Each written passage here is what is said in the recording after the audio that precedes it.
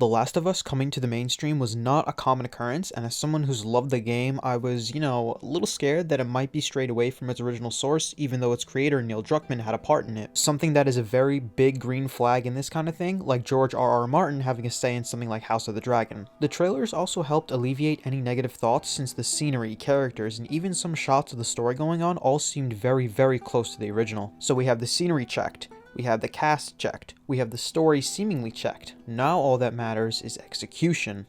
How do the characters act? Are they like their in-game characters? Is the story truly similar and on par with the original game? Did they make any changes to the story that are outlandish? Did they get rid of any scenes that are needed to have in this show? And there are a good amount of those. Did they maybe add anything negative or beneficial to progress the show? And arguably the most important part of The Last of Us as a whole that everyone can fundamentally agree on is one of the, if not the biggest drivers for the series. Did they nail the connection between Ellie and Joel? There are a few points I want to make before I get into episode 1. There are going to be spoilers, so if you want to save this video for later, after you watch it, go ahead, and if you don't mind, you can just continue to watch.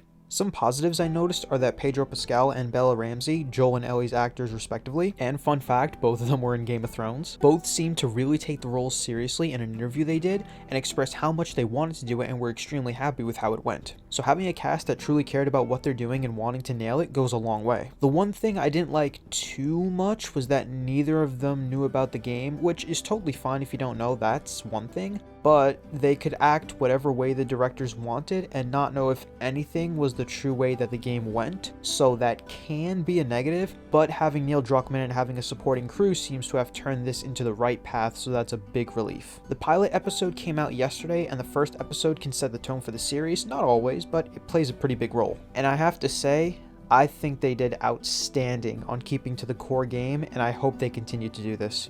They did make a few tweaks that I was unsure of, but again, those tweaks are totally fine so long as the core concepts of the game and what it means are held to the highest importance, which it truly was. What the show added in a beneficial way is how the virus can come to be, with a talk show in the late 1960s going over fungus and how they attach to hosts and spread. Same as the game, it starts off with Joel and his daughter Sarah, and what the show does is it adds a layer of normalcy before the inevitable virus breaks out where they go through their daily lives. It shows Sarah give Joel his birthday watch, and it shows Joel putting her to bed when she sleeps, getting a call from Tommy, and then the outbreak happens. What I really loved is that they're taking direct quote-unquote lines from the game and keeping them. You have no idea how much I love that when something does this. Joel, Tommy, and Sarah leave the area amidst all the chaos, and the scene that I truly wanted to be perfect was perfect.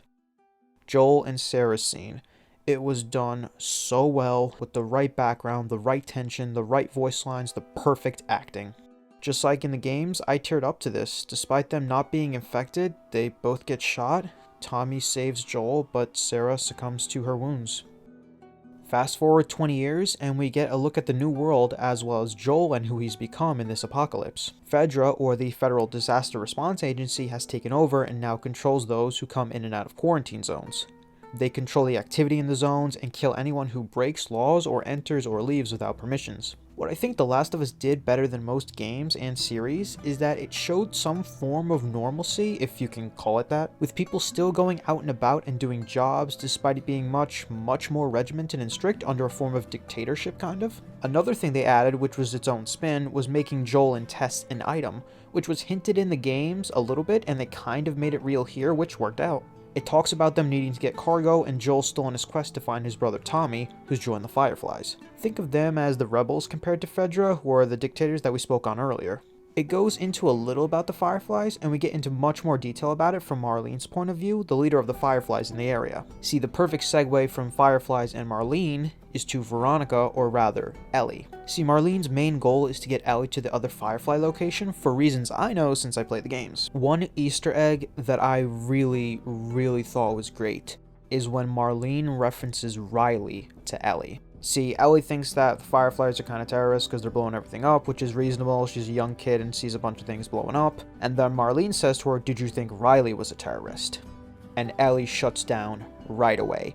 See, this is an Easter egg because even some people who've played the games don't know that there's a DLC for The Last of Us, and that DLC only encompassed playing as Ellie and her meeting a girl named Riley, in which they bonded and tried to get out of the area. So to have something like that referenced in episode 1, where you have to really know the games and the DLC for The Last of Us to know who Riley is, that is a phenomenal Easter egg in my opinion, so that is brilliant writing right there. Joel and Tess agree to this. At nighttime while traveling, we get a start of the connection between Ellie and Joel. The line they kept from the games this time was in regards to Joel's watch being broken, the same watch that was given to him by Sarah. He's kept it as a memento of his daughter. Ellie, being observant, was able to crack Joel's radio code, and Joel simply is just about to tell Ellie to stop being Ellie and shut up and follow them and listen to orders until Tess comes in and says that they need to move now. While moving, they get caught, scan for the virus, and after Ellie attacks the guard to try and protect them from finding out, it flashes back to the same scene where Joel lost Sarah, which was a phenomenal touch, and Joel's paternal instincts just kick in, and he just beats the guard to death. The scene ends with them going into a broken down city at night in the rain. The music accompanying everything throughout the show was perfect as well. I truly look forward to everything they're going to put out from here. I'm not sure I'm going to make more videos on this, but from my perspective, it's mainly me waiting for the next thing in the game to happen, which is pretty fun, not going to lie. But if you're all interested, I'd be more than happy to make these because this is something that I do enjoy. Let me know what you all think down below, if you saw it, if you didn't, what you think so far, if you have seen it. I think it was done perfectly. As always, thank you very much for watching, and I'll catch you all in the next one.